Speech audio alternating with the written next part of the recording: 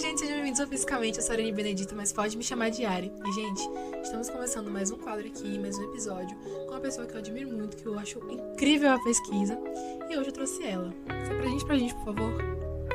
E aí, fãs e haters da física, tudo bem com vocês? Eu sou a professora Yasmin, estou aqui nesse podcast maravilhoso para falar um pouquinho sobre computação quântica, que é a área que eu tenho pesquisado. E uma curiosidade sobre mim, eu tenho um sonho, e o meu sonho é tatuar o gato de Schrödinger no meu braço. Só que eu tenho medo de agulha. Muito obrigada por ter vindo. Eu que agradeço. Enfim, um pouco nervosa por estar gravando, porque faz um tempo que eu quero gravar com a senhora para poder falar sobre computação quântica. Sim. Desde a primeira temporada, desde o início da temporada, porque eu falava, cara, ela é uma pesquisadora da computação quântica, é alguém que eu admiro muito. Tivemos um mesmo primeiro orientador, porque, pra quem não sabe, ou fisicamente nasceu com o Gelson. E aí depois, Rafa me adotou, depois a gente perdeu ele.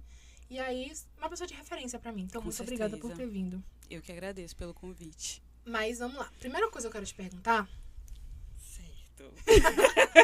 É sobre realmente a escolha da pesquisa. Porque, pra mim, escolher tratar ou fazer divulgação científica a partir de um podcast, tá aqui, ela parte muito de um lugar de conforto pra mim. Sim. De um lugar que eu não achava, não via tanta referência de só via muito entretenimento. Mas por que não falar sobre ciência dentro também dessas plataformas? Com certeza. E aí, a coisa que eu te pergunto, como foi que nasceu esse desejo de querer estudar computação quântica? E, especificamente, por que a computação quântica, né? Porque, logo, a computação quântica. Não é, menina? Então, a minha trajetória começa na educação básica. Eu terminei o ensino médio no SESI. E mesmo no SESI, que é uma escola grande aqui na cidade, eu não tive acesso a esses conceitos da física quântica. Eu só me deparei com a física quântica quando, na disciplina de comunicação, com a professora Conceição, aqui no Instituto Federal da Bahia, ela sugere que eu realize alguns trabalhos com um livro chamado Alice no País do Quanto. Então, meu primeiro contato com a mecânica quântica foi ali. E eu me encantei pela mecânica quântica. Ela desafiou a gente a escrever um artigo sobre o livro. E, engraçado, eu escrevi o artigo tendo o livro como referência, e o artigo falava sobre as consequências tecnológicas, né, para essa revolução científica que a gente teve, que é a revolução da mecânica quântica. E eu não esperava que a pequena Yasmin, de 2017, não imaginava o espaço que eu ia alcançar. E aí, assim, esse artigo ficou ali sendo maturado durante alguns semestres. E foi quando eu conheci, ali no segundo semestre, no primeiro semestre, o professor Gelson. Sim. E no segundo semestre ele me convidou para participar do grupo de pesquisa, o LIP. E ali eu tive muitas experiências incríveis, né? Convivendo com professores e professoras que me moldaram. E se eu sou a profissional que Yasmin, né, professora de física, eu devo muito a essas pessoas, a professor Gelson e a todos os professores e professoras que fizeram parte desse grupo de pesquisa. E lá eu comecei a pesquisar o ensino de física. Sim. E Gelson, ele sempre incentivou a gente a trabalhar também com conceitos relacionados à quântica, até porque o trabalho de doutorado dele também era relacionado à mecânica quântica. E quando eu estava ali próxima de defender a monografia, né, me preparando para essa defesa, eu tive uma ideia de propor uma sequência didática gamificada a partir de uma metodologia baseada em RPG para ensino de mecânica quântica a partir das definições da natureza da luz. Porque, como estudante de educação básica, eu vi que era uma lacuna naquela época, e ainda hoje a gente vê que existe essa lacuna na educação básica, e eu percebi que havia essa necessidade. Foi uma maravilha escrever, e esse ano eu tenho aplicado essa sequência didática na primeira série do ensino médio, e eu comento com alguns amigos que a minha pretensão para essa sequência didática era para um estudante de terceira série, porque na minha mente eles teriam uma maturidade maior para aprender física quântica mecânica quântica, mas na prática os meninos da primeira série do ensino médio estão dando conta, estão aprendendo, estão respondendo, estão desenvolvendo da mesma forma. E isso tem me impressionado bastante. E aí, depois que eu termino a graduação aqui em licenciatura em Física, eu passo um tempo ali me estabelecendo no mercado de trabalho, procurando emprego. E para mim foi também desafiador encontrar uma boa escola, uma escola que eu me sentisse confortável, né? E uma escola que valorizasse o profissional. Sim. E em 2023 eu resolvo fazer a seleção para o MNPF, que é o Mestrado Nacional Profissional em Ensino de Física, para cursar esse programa no Polo 60, que fica ali na UNEB. A maioria dos professores que eles, de metodologia ou educações, falam, gente, vocês são professores, vocês nunca vão parar de estudar. Exatamente. Sempre vai ter alguma coisa nova para vocês estudarem e ensinarem. Pois é. E uma coisa que você falou é a questão de Gelson, quando o fisicamente ele nasce só para uma matéria, para ser o meu portfólio de uma matéria, e aí ele falou, isso tem potencial para ser algo muito maior do que você está fazendo. Não faça só para uma matéria, dê continuidade. Perfeito. Aí eu, tá bom. Só que eu falei, tá bom, não vou fazer isso. Ai. Não vou ter esse trabalho. Aí, no início do outro semestre, ele, e aí, como é que tá? Eu, tamo aí. Aí ele falou assim, vou escrever a proposta, viu? Tudo bem. Só que eu tava, não vai acontecer nada. Ele tá falando isso, mas daqui a 2 dias ele esquece. Ele chegou, ó, escrever a proposta, vai ser assim, submeti. Você vai começar a ler esse artigo aqui, ó. Oi? Aí ele, já foi. Aí eu, fazendo acontecer. Tá bom, sim, senhor. Aí ele me mandou, acabamos perdendo ele, mas assim que a gente perde ele, eu tive necessidade de continuar. Sim. E aí eu vi a importância do como é importante a gente ter professores, como você fala, que incentivem a gente nesse primeiro momento a desenvolver pesquisa. E é isso que me pega muito na sua pesquisa, porque, cara, que negócio complicado. Porque, assim, você vai pra um lugar onde, por exemplo, o computador quântico, a gente acha que é um trambolho gigantesco, que é a imagem que a gente tem dele, nossa, mas é um chip desse tamanho. Pequenininho, gente. Aquela parafernália toda é basicamente pra resfriar ele só e não ter resfriar, ruído. não ter ruído. Ele é pequenininho, ele desempenha tipo assim, ele faz ele realiza um processamento de forma exponencial. Então, se a gente compara o processamento de um processador quântico, por exemplo, o Majorana, que é o da Microsoft, Sim. com um processador Intel, meu Deus, o Intel não tem nem comparação, é fichinha, gente. E deixa eu te perguntar uma coisa. Eu quero que você conte pra gente, na verdade, que eu pergunte, esse quadro chama Pergunte ao Cientista. E o Pergunte ao Cientista, ele é muito também para falar sobre as pesquisas envolvidas. E eu tenho muita curiosidade sobre a computação quântica na questão do como ela é desenvolvida. Porque a gente sabe que tem muitas aplicações e tudo mais. Sim. A gente já tratou aqui no podcast diversas vezes as aplicações da mecânica quântica. Uhum. Mas a senhora, como parte da comunidade que estuda isso, estuda a parte teórica principalmente, explica pra gente o que é a computação quântica e a sua base fundamental para que isso seja desenvolvido. Perfeito. A computação, historicamente, a palavra vem de computar, e computar é calcular. Então, os primeiros computadores, eles tinham essa função de calcular a partir de algoritmos, e algoritmos o que são? São tarefas que devem ser seguidas para a realização de algo, tá? Então, os primeiros computadores foram pessoas, né? Em grandes empresas, esses computadores eram responsáveis por fazer cálculos de tecnologia de materiais, essas pessoas calculavam trajetória, e a gente tem um exemplo da Katherine Johnson, que ela é uma mulher fenomenal, e ela trabalhava na NASA e desempenhava essa função de computador. E aí os primeiros computadores na humanidade vão surgindo a partir dessa relação, né? Você tem uma situação complexa, você usa o algoritmo para processar essas informações, para executar aquela determinada tarefa. Então, um computador quântico, ele tem o mesmo princípio. Ele vai realizar tarefas. Só que essas tarefas, elas não são realizadas de forma clássica e determinística. Elas são realizadas a partir dos pilares da mecânica quântica. E a gente tem 2 pilares fundamentais aí, que é a superposição, certo? E o emaranhamento. Então, um computador quântico, diferente de um computador clássico, um qubit, que é onde vão todas as informações, né? É diferente de um bit, porque o bit, ele ou é 0 ou é 1. Ou você vai ter a luz acesa ou vai ter apagada. O qubit é a sobreposição dos estados, 0 e 1. Então, se eu tenho uma sobreposição de estados, eu tenho a probabilidade de encontrar ou um ou outro, né? Mas eles estão sobrepostos e a interpretação matemática para isso é que esses estados estão em uma combinação linear, né? Se você quer estudar e quer se aprofundar, você que está no nível superior e que quer se aprofundar nessa área de computação, sugiro que você estude bastante álgebra linear, porque a gente usa a representação, a notação de Dirac, para interpretar matematicamente cada um desses passo a passo, né, da computação. Então, voltando, a computação quântica ela tem um algoritmo específico, que é o algoritmo quântico, e todos esses algoritmos quânticos eles têm uma ordem, né? Primeiro você prepara o estado, segundo você submete esse estado preparado para um operador unitário, e esses operadores unitários são análogos a portas lógicas. Nesse caso, não seriam portas lógicas clássicas, seriam portas lógicas quânticas.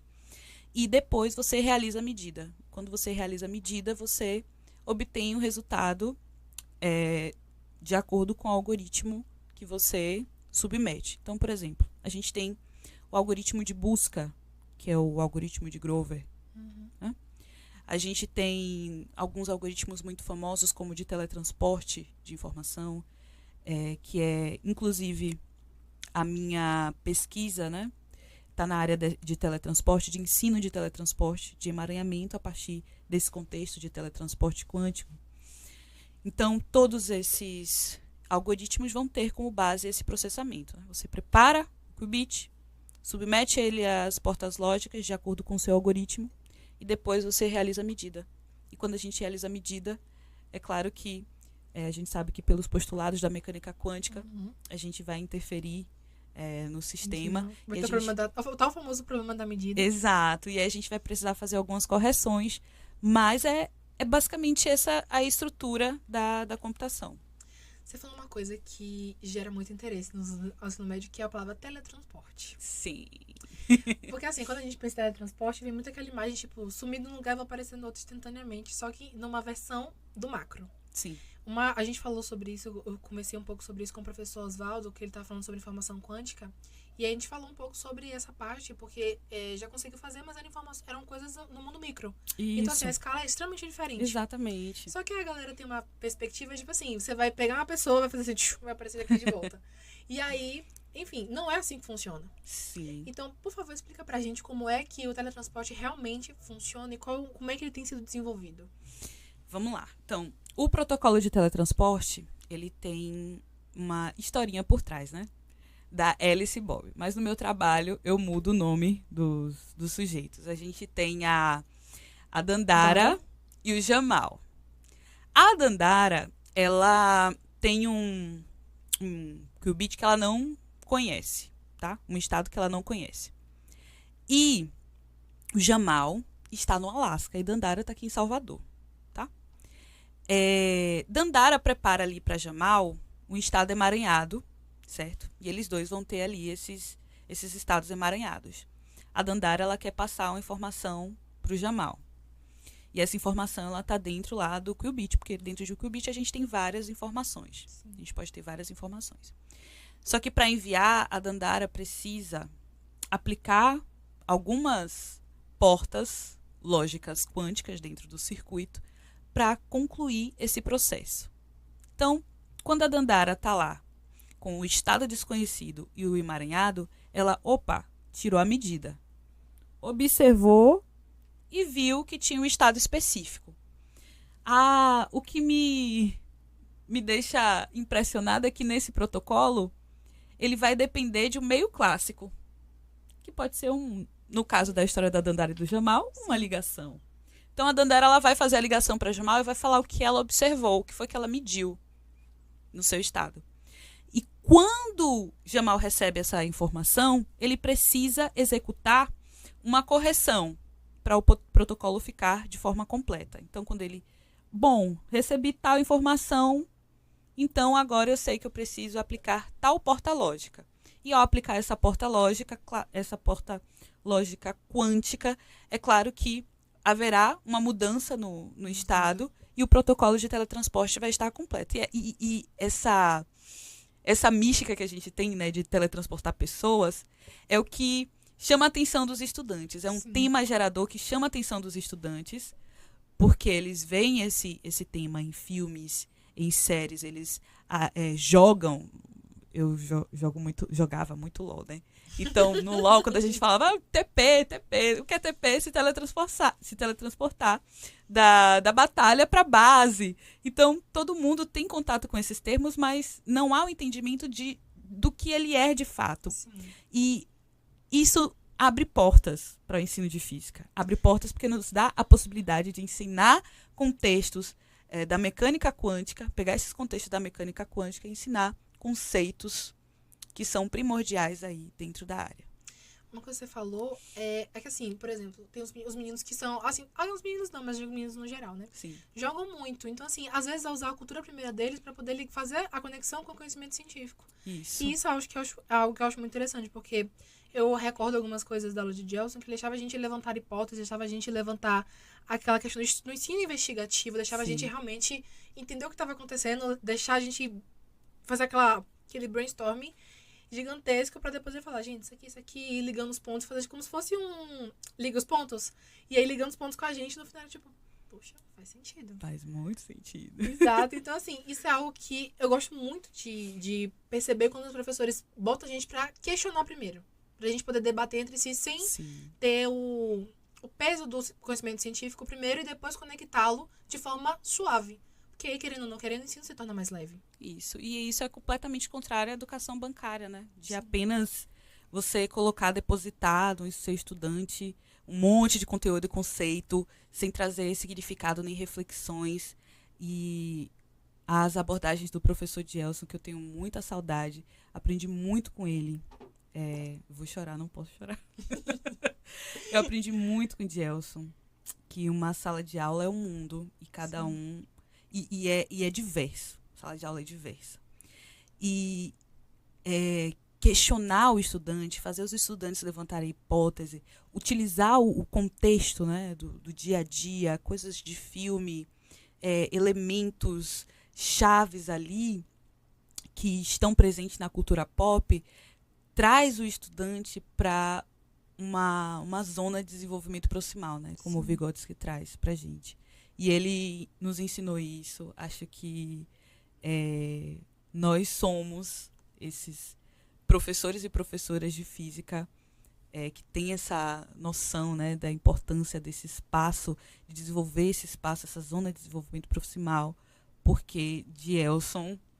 Ele contou muito bem a nossa história. Ele contou muito bem a história.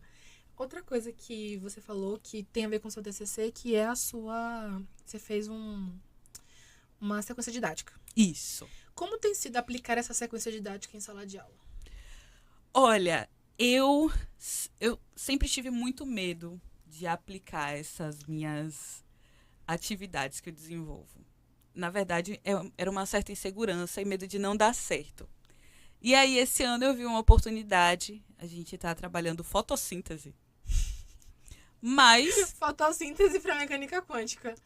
Eu dei um jeito, gente. A gente tem que dar um jeito. As coisas se entendeu? ligam. A fotossíntese, luz. Aí pronto, vou falar de fotossíntese, mas eu vou inserir o RPG que eu criei de alguma forma. E aí eu fiz algumas adaptações, mas tem sido muito bacana porque os estudantes, primeiro, eles ficaram engajados com a narrativa do RPG. A gente já está encaminhando... Uma storytelling tem que ser muito bem feita para você olhar e falar assim, eu quero jogar esse negócio até o final. Exatamente. Então, eles ficaram engajadíssimos. E eu achei que ia flopar, gente. Eu juro que eu achei que ia flopar. Eles ficaram tão engajados que eu fiquei impressionada. Eles escolheram o personagem, começaram a interpretar o personagem, fizeram um portfólio, criaram a imagem do personagem por IA, como é que eles se imaginavam dentro do jogo. Esses aí se dedicaram. Eles se dedicaram muito e a gente está encaminhando para o final do RPG, que é um júri simulado, onde eles vão precisar defender a natureza da luz, né? Então, eles estão empolgados trazendo argumentos, né? E eles trazem... Eu pedi para que eles pesquisassem experimentos que comprovam cada uma das perspectivas sobre a natureza da luz.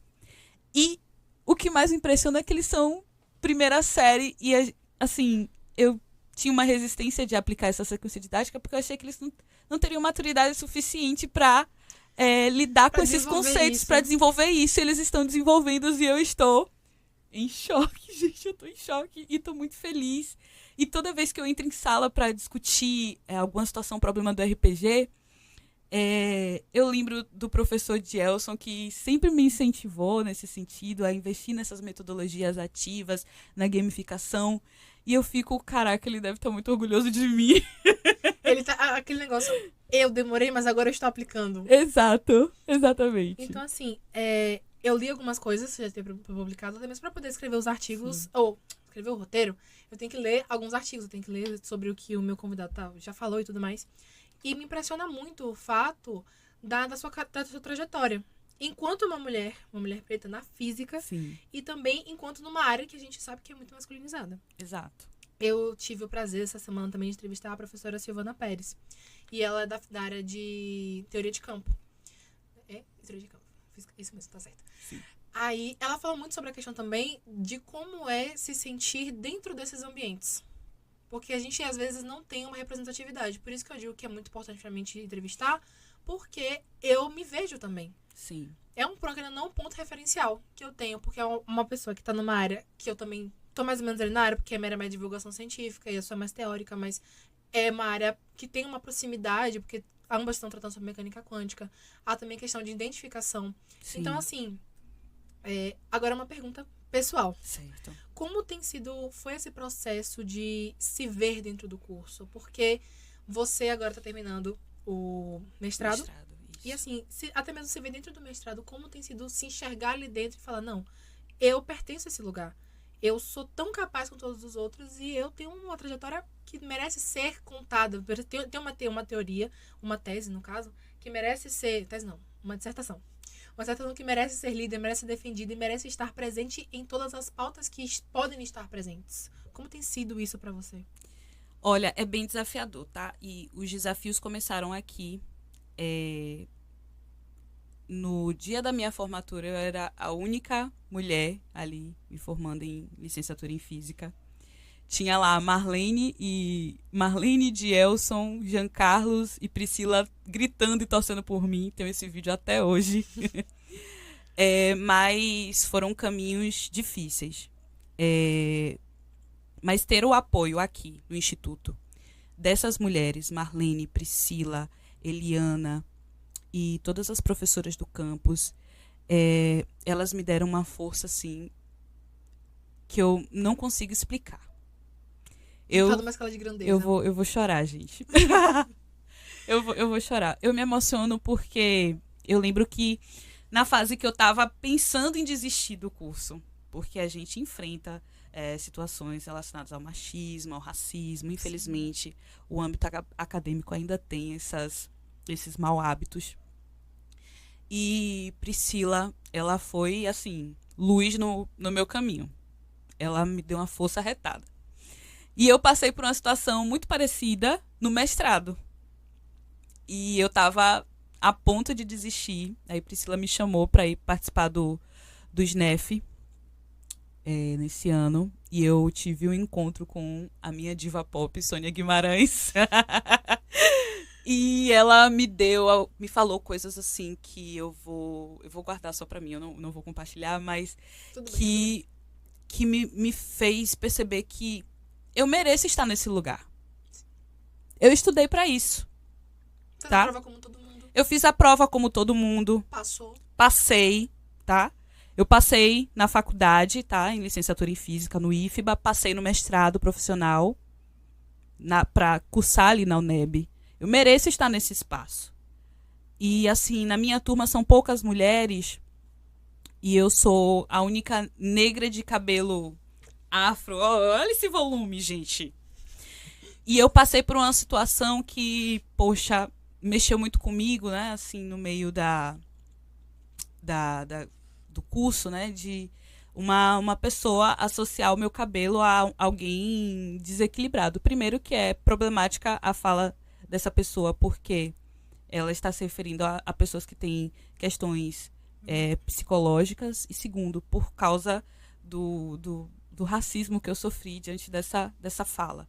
Eu fiquei muito triste, não tive como responder, né, naquele momento. Você fica sem reação. A gente fica sem reação.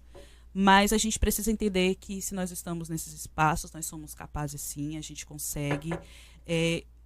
A única coisa que eu mudaria em mim, nessas situações, é aprender a responder, a dar uma resposta. Fazer Devolver a pessoa devolver o constrangimento mesmo, porque esse pessoal precisa entender que, por mais que eles não aceitem, nós, mulheres negras, vamos continuar ocupando, sim, esses espaços. A universidade, o mestrado, e eu creio que futuramente um doutorado, tá? Vamos continuar chegando nas universidades para ocupar espaço de docente, pesquisadora, tá? E incentivando outras mulheres, porque a gente é dessas. A gente não só quer ficar lá de boa, a gente quer trazer as nossas para perto. Pode não ter nada, mas a coragem para poder assumir tem que ter. Tem que ter.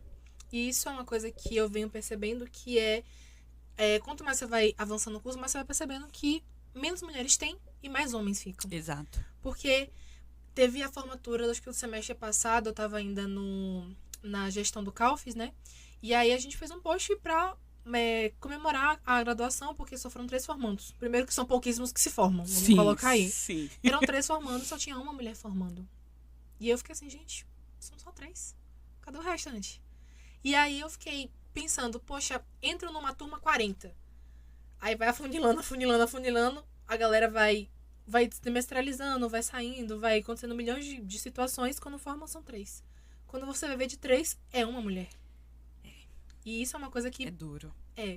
E, por exemplo, tem pessoas que você olha e você pega como exemplo. A Sônia Guimarães é a primeira mulher xanuíta. Mulher negra xanuíta. Então, é um ponto de referência muito grande. A gente tem, por exemplo, exemplos próximos a mim. A gente tem a Rafaele também, que é uma mulher da física quântica, que é uma área que é muito masculinizada. Exatamente. A gente tive contato agora com a professora Silvana, um amor de pessoa. Amei aquela mulher. Outra diva pop. Que teoria de campo, que é uma área também muito masculinizada, ela trouxe essa pauta também de que existia uma misoginia muito grande no departamento dela, que ela trabalhava, né, lá no Pará. Então, assim, são áreas que a gente precisa ocupar. E quando eu olho para sua pesquisa, que é na área de computação quântica, que normalmente a gente vê um homem, a gente vai... O estereótipo, né? Homem branco, de meia idade, né? Que vai estar lá falando, não sei o quê. E na maioria das vezes não é nem nordestino. Se for assim, nível brasileiro, vai ser sempre do sul. Sim. Se a gente pegar nessa parte também, a gente tem essa questão de ver alguém que a gente se identifica. Isso gera uma identificação, gera uma vontade de estar também nesses mesmos lugares. Então, muito obrigada por você estar ocupando esse lugar e estar mostrando também para muitas futuras meninas cientistas que elas devem estar nesse lugar. Com certeza. Porque às vezes a gente não se sente incentivada a estar lá, porque a gente não vê pessoas que a gente se identifica e fala assim, poxa, eu quero ser que nem você. Eu quero estar ali que nem você. Porque a gente tem alguns exemplos, mas nem todo mundo às vezes tem esse mesmo acesso. Sim. Tem uma frase da Bárbara Carini que ela fala assim, a gente não vai alcançar um lugar onde a gente não se projeta, onde a gente não se vê. Sim. Então, esse livro é muito interessante, que é Como Ser um Educador Antirracista, né? Então, se o estudante ele não se vê em um espaço, né, como o que a gente está hoje, né, ele nunca vai se projetar e estar naquele lugar. Então, eu tenho esse papel também como educadora, de mostrar para as minhas estudantes que elas são capazes de estar onde quiser. Muito obrigada por ter vindo. É um prazer imenso, porque eu tô tentando gravar com a Sarah já faz um tempinho. Sim. Mas, enfim, muitas demandas das vidas de ambas não deu, mas eu fico muito feliz que agora na Semana Quântica você pôde estar presente, abrilhantando o nosso evento e também podendo estar aqui fisicamente e também no YouTube com a gente no Versão Contextualizada para falar sobre mecânica quântica, para trazer essa pauta. E eu espero você aqui mais vezes. Então, assim, será chamada muito mais vezes, porque é um prazer imenso estar com você. Pode contar comigo. Enfim, muito obrigada por fazer parte do meu projeto. E é isso. Mais alguma coisa que você quer acrescentar? Olha, gente, quero agradecer pelo espaço. Acho lindo o trabalho, acompanho de perto, escuto bastante. E, assim, eu queria deixar meus canais abertos, né? Caso você tenha interesse de conversar um pouquinho sobre computação quântica, saber um pouco sobre a área. O meu Instagram é yasmine.professora. E eu acho que é esse. Vou deixar meu Instagram aqui com vocês. Aqui, a de lá. Ó, vou deixar meu Instagram aqui com vocês. Se você quiser entrar em contato para falar um pouquinho sobre física quântica, computação quântica, mecânica quântica, estou aqui aberta. Quero convidá-los também para a minha defesa da dissertação. Ela vai ser aberta. Eu posso enviar o card para vocês assim que tiver uma data. Mas... Estaremos lá. Pois é, um evento! Vou até soltar fogos! Esse dia tem que ficar marcado! E é isso, muito obrigada pelo convite. Espero que a gente tenha mais oportunidades para estar aqui conversando sobre mecânica quântica e computação quântica. Muito obrigada, foi um prazer. Tchau, tchau, gente. Até o próximo episódio. Tchau!